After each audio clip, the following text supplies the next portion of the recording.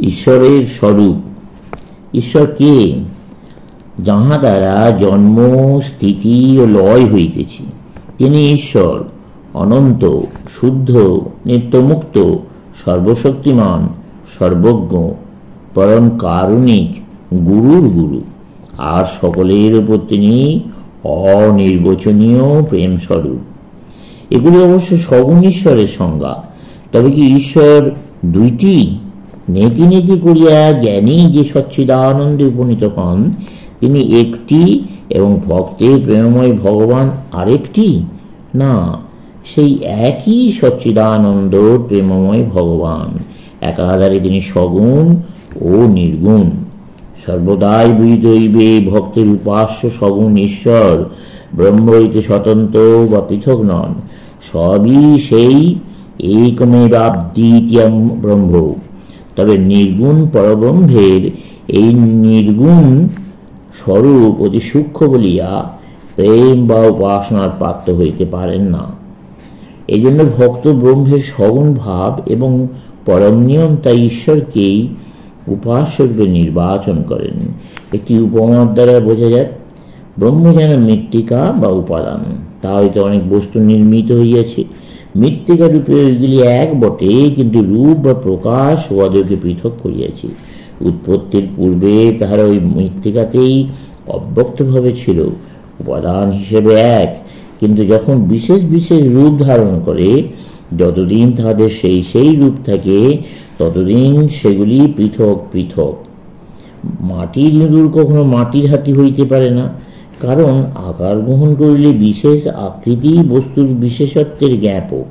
বিশেষ কোনো আকৃতিহীন মৃত্তিকা হিসাবে অবশ্য উহারা একই। ঈশ্বর সেই পূর্ণ সত্য স্বরূপের উচ্চতম অভিব্যক্তি, অথবা মনুষ্য মনের সর্বোচ্চ উপলব্ধি। সৃষ্টি অনাদি, ঈশ্বরও অনাদি। বেদান্ত সূত্রের চতুর্থ অধ্যায়ে চতুর্থ পাদে মুক্তাত্মা যে প্রায় অনন্ত শক্তি ও জ্ঞানের অধিকারী হন তা বর্ণন করিয়া ব্যাস আরেকটি সূত্রে বলিতেছেন, কিন্তু কেহই সৃষ্টি স্থিতি প্রলয়ের শক্তি লাভ করিবে না, তা কেবল ঈশ্বরের। এই সূত্র ব্যাখ্যার সময় দ্বৈতবাদী ভাষ্যকারগণ পরতন্ত্র জীবের পক্ষে ঈশ্বরের অনন্ত শক্তি ও পূর্ণ স্বতন্ত্রতা লাভ করা যে কোনো কালে সম্ভব নয়, তা অনায়াসে দেখাইতে পারেন। পূর্ণ দ্বৈতবাদী ভাষ্যকার মাধবাচার্য বরাহপুরাণ হইতে একটি শ্লোক তুলিয়া তার প্রিয় সংক্ষিপ্ত উপায়ে সূত্রটির ব্যাখ্যা করিয়াছেন।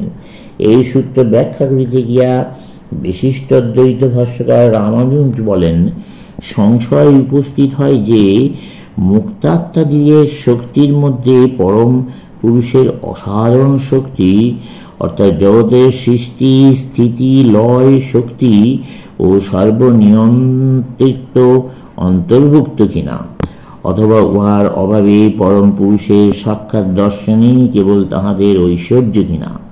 মুক্তাত্মা জগতের নিয়ন্ত্রিত্ব লাভ করেন, ইহা যুক্তিযুক্ত মনে করা যাক। কেন? কারণ শ্রুতি বলেন মুক্তাত্মা পরম একত্ব লাভ করেন। মুন্ডক উপনিষদ 3:1-3 আরও উক্ত হইয়াছে, তাহার সমুদয় বাসনা পূর্ণ হয়। এখন কথায় এই পরম একত্ব ও সকল বাসনার পরিপূরণ পরম পুরুষের অসাধারণ শক্তি, জগৎ নিয়ন্ত্রিত্ব ব্যতীত হইতে পারে না। অতএব সকল বাসনার পরিপূরণ ও পরম একত্ব লাভ হয় বললেই মানিতে হইবে মুক্তাত্মা সমগ্র জগতের নিয়ন্ত্রত্ব লাভ করেন। ইহার উত্তরে আমরা বলি, মুক্তাত্মা কেবল জগৎ নিয়ন্ত্রিত ব্যতীত আর সমুদয় শক্তি লাভ করেন।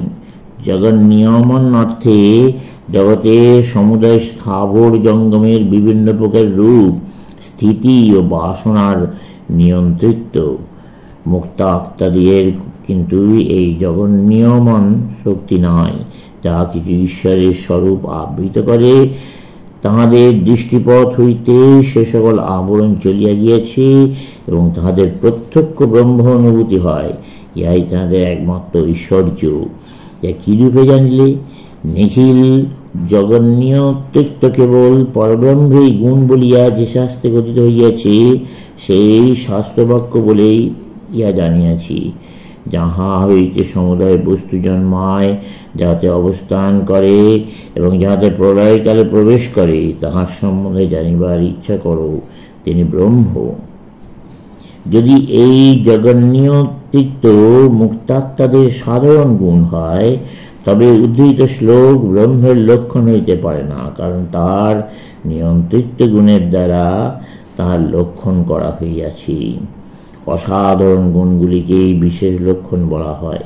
অতএব নিম্নোদ্ধৃত শ্রুতিবাক্য সমূহে পরম পুরুষকে জগন্নিয়মনের কর্তারূপে ব্যাখ্যা করা হইয়াছে, আর ওই স্থলে মুক্তাত্মার এমন বর্ণনা নাই যাহাতে জগন্নিয়ত্যক্ত তাহাদের উপর আরোপিত হইতে পারে।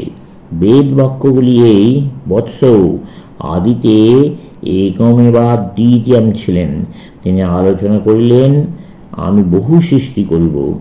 তিনি তেজ সৃজন করিলেন, কেবল ব্রহ্মই আদিতে ছিলেন। তিনি পরিণত হইলেন, তিনি ক্ষত্র নামে এক সুন্দর রূপ সৃজন করিলেন। বরুণ, সোম, রুদ্র, পর্জন্য, যম, মৃত্যু, ঈশান এ সকল দেবতাই ক্ষত্র। আদিতে আত্মাই ছিলেন, ক্রিয়াশীল আর কিছুই ছিল না। তিনি আলোচনা করিলেন, আমি জগৎ সৃষ্টি করিব। পরে তিনি এই জগৎ সৃজন করিলেন। একমাত্র নারায়ণই ছিলেন।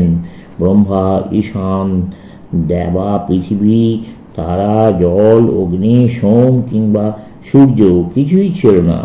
তিনি একাকী সুখী হইলেন না। ধ্যানের পর তাহার একটি কন্যা ও 10 ইন্দ্রিয় জন্মিল। যিনি পৃথিবীতে বাস করিয়া পৃথিবী হইতে স্বতন্ত্র, যিনি আত্মাতে বাস করিয়া ইত্যাদি। পরসূত্র ব্যাখ্যায় রামানুজ বলিতেছেন, যদি বলো ইহা সত্য নয়, কারণ বেদে ইহার বিপরীতার্থ প্রতিপাদক অনেক শ্লোক আছে, তাহলে বলিব তার নিম্ন দেবলোকে মুক্তাত্মার ঐশ্বর্য বর্ণনা মাত্র।